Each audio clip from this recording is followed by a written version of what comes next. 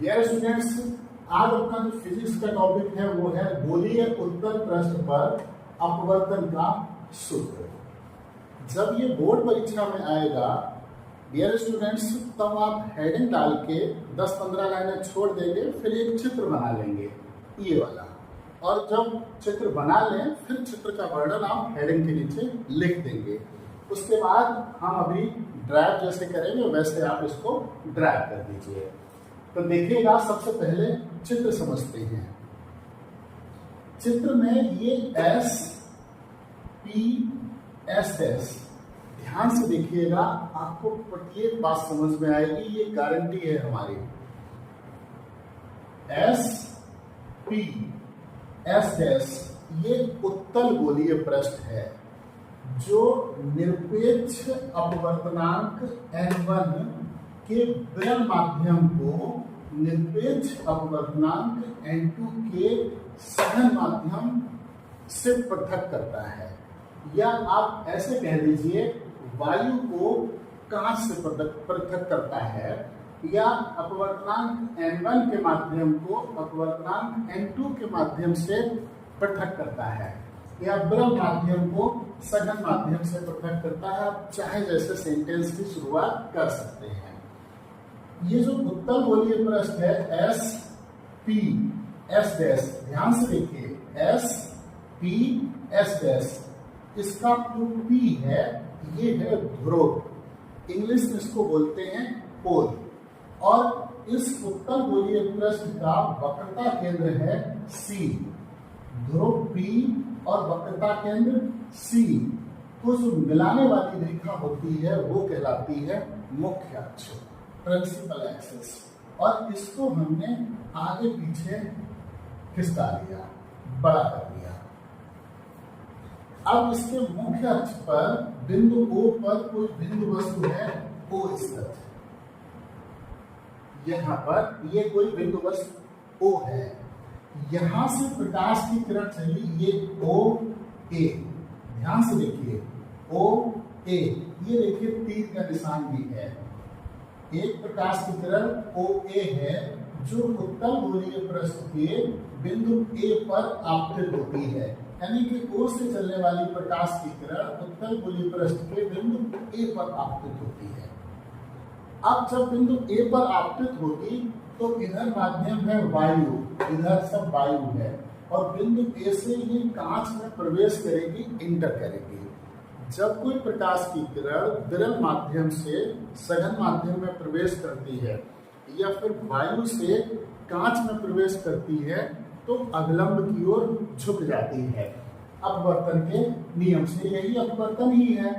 तो यहाँ बिंदु A पर ध्यान से देखिए, बिंदु A पर C A N ये है अविलंब।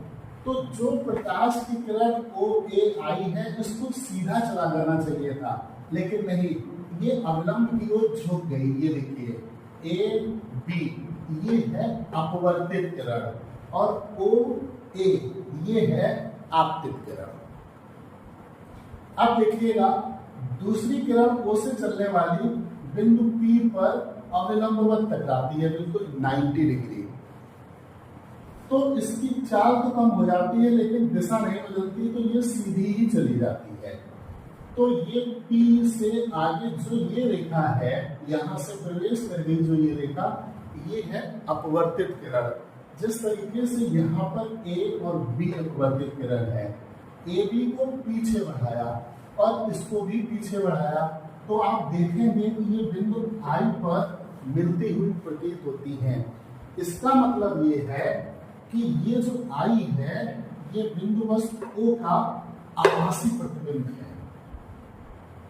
अब देखिए, O A मुख्य अक्ष के साथ अल्फा कोण बना रही है, I A ये मुख्य अक्ष के साथ बीटा कोण बना रही है, और A C ये मुख्य अक्ष के साथ गामा कोण बना रही है।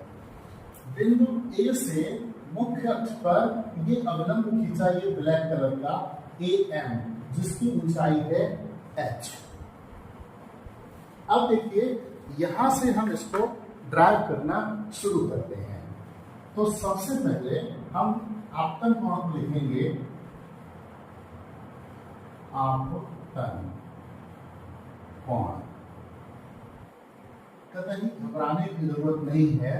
आपतन कोण जो होता है वो आपतित किरण और अवलंब के बीच का कोण होता है। ये देखिए ओ ए, ये है आपतित किरण और ये देखिए ये है अवलंब। तो आपतित किरण और अवलंब के बीच का कोण ये आपतन कोण, इंसिडेंस एंगल, ये देखिए आई, यानी कि O A N, O A N equal to I. बात समझ में आ गई होगी। अब लिखते हैं अपवर्तन कोण।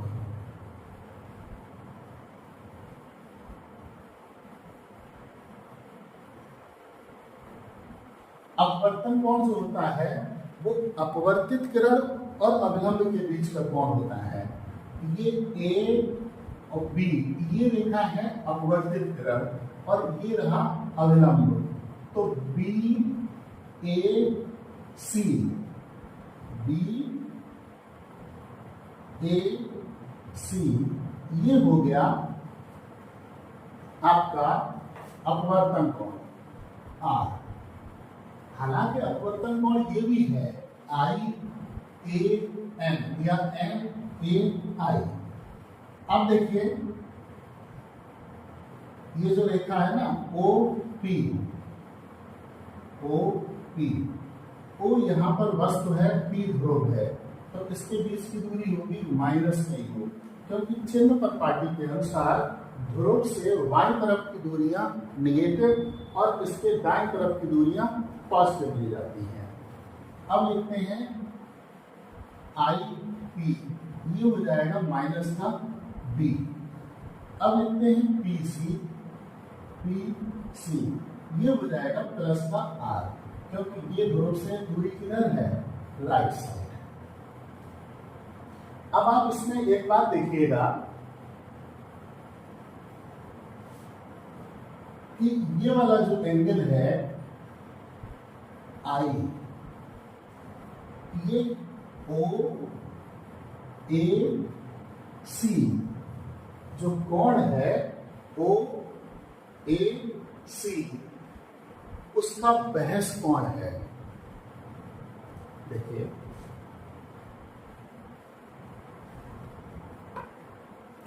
यही को लिखते हैं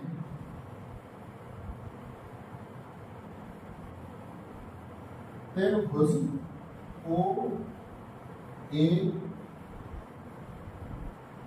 सी के लिए, त्रिभुज ओ ए सी के लिए आई बहस कोण है।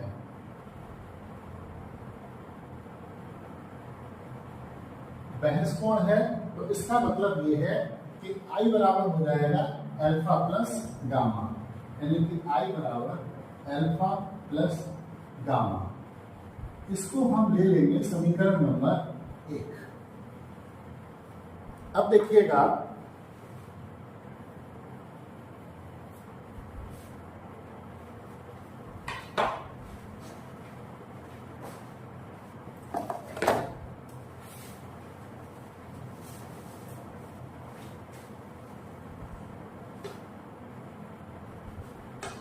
इधर आ जाते हैं।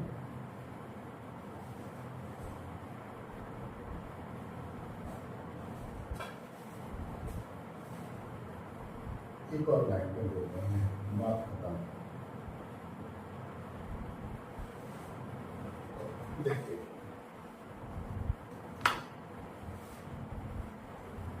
इसी तरीके से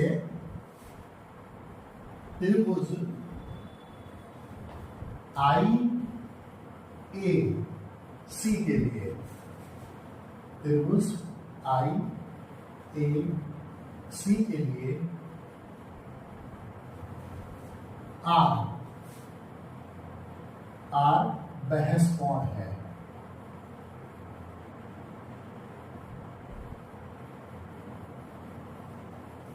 इसलिए आर बराबर हो जाएगा beta plus gamma, beta plus gamma.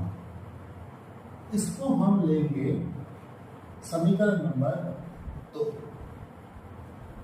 अब देखिए स्नेल के नियम से, स्नेल के नियम से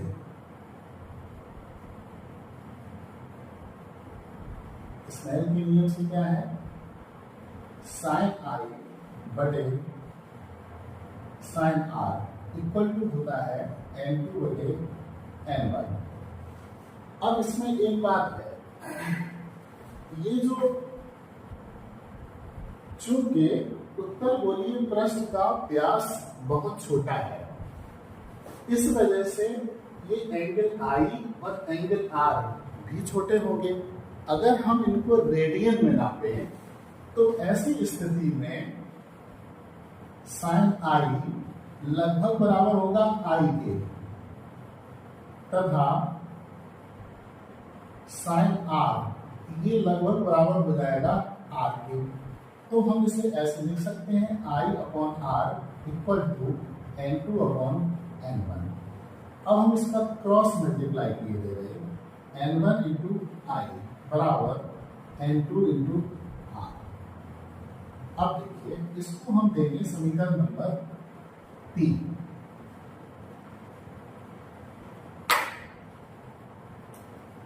अब देखिए समीकरण 1 क्या है, आई के बराबर, समीकरण 2 क्या है, आर के बराबर। तो समीकरण 1 व 2 से आई व आर के मान रखने पर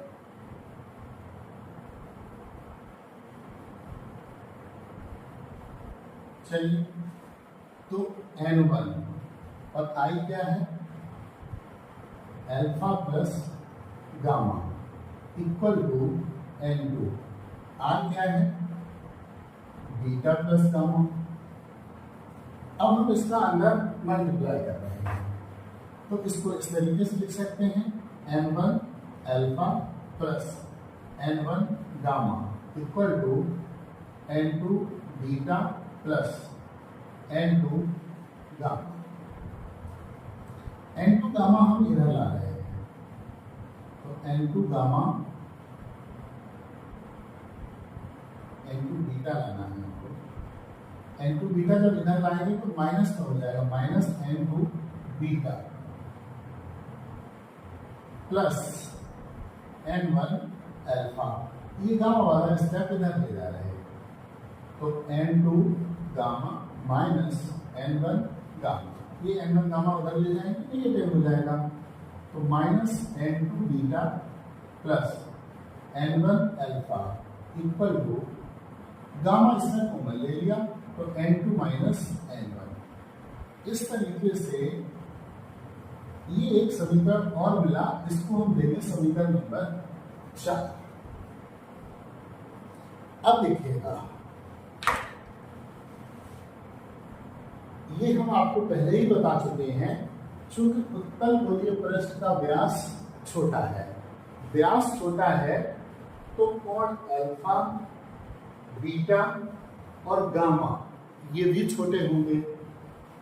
साथ ही साथ हम एक बात और बता दें, ए, पी, एम, सी ये बिंदु भी फिर नजदीक ही होंगे। ऐसी स्थिति में हम लिख सकते हैं अल्फा बराबर tan अल्फा। अब tan अल्फा बराबर क्या होगा, देखिए tan मतलब लंब बटे आधार, तो am बटे om। बहुत सरल है ये, am बटे om। चूंकि ये सब कुछ नजदीक है, बिंदु P और बिंदु M भी नजदीक है, तो अभी क्या हमने लिखा, am बटे om। लेकिन ये दूरी मेरे पास नहीं है, लेकिन AP है, तो हम थोड़ी सी बेईमानी करेंगे, जो OM है उसको क्या लिखेंगे, OP। तो AM बटे OP, और AM है H के बराबर और OP है माइनस का यू, ये एच है।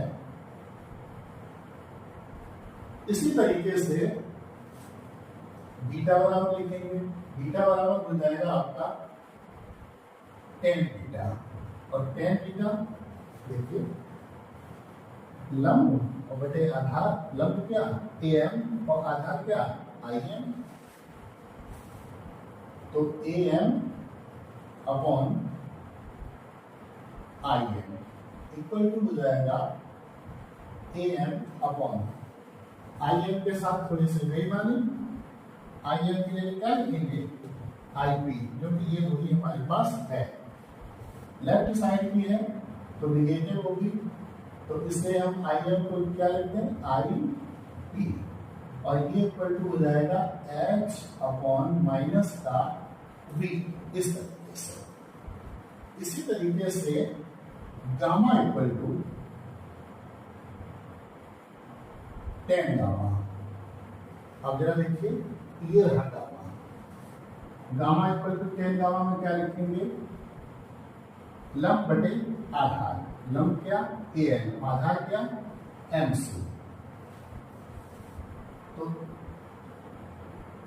ए M upon M C equal to A M upon,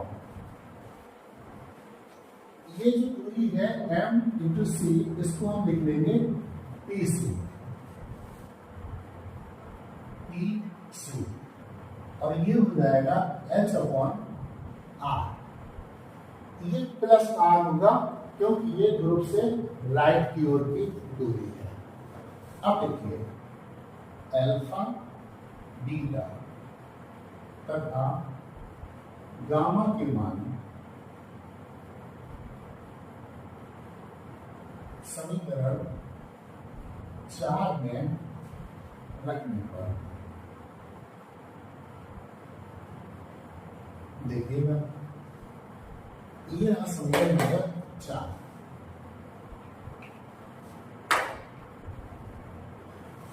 तो माइनस का n2 और फिर है इसमें बीटा, बीटा बराबर क्या है h अपॉन माइनस बी, तो h अपॉन माइनस का बी प्लस n1, फिर है अल्फा h अपॉन माइनस का u equal to gamma h upon r, gamma की वैल्यू ये देखिए h अपॉन r, और ब्रैकेट में क्या है n2 माइनस n1। अब हम इसमें से h कॉमन लिए ले रहे हैं, h जब कॉमन ले लेंगे तो यहां बचेगा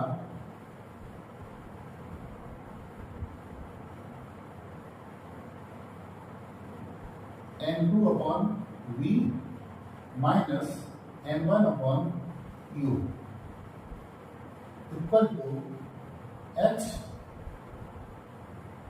इसमें अलग कर लिया n2 minus n1 upon r, ये देखिए h से h कैंसिल, तो n2 upon v minus n1 upon u equal to n2 minus n1 upon r, ये आपका सूत्र निकला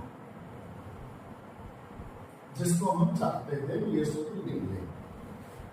एक बात और बताएं, यदि मतलब n2 बटे n1 बराबर होता है n, इसको हम लिख सकते हैं, चलिए हम लिखे दे रहे हैं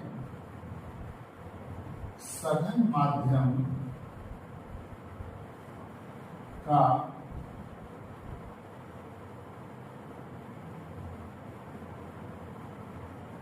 विकिरण माध्यम के सापेक्ष अपवर्तनांक,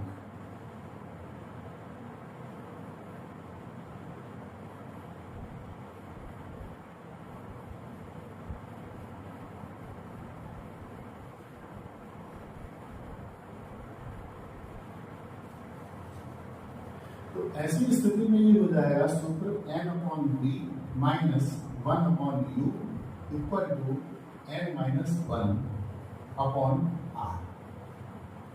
डियर स्टूडेंट्स, यही सूत्र हमको प्राप्त करना था। ये आपका सूत्र है गोलीय उत्तल पृष्ठ पर अपवर्तन का सूत्र। कल हमने एक वीडियो बनाया था, वो था गोलीय अवतल पृष्ठ पर अपवर्तन का सूत्र। डियर स्टूडेंट्स, इन दोनों डेरिवेशन को याद करके रखिएगा, बोर्ड परीक्षा की दृष्टि से ये काफी महत्वपूर्ण है। Thank you.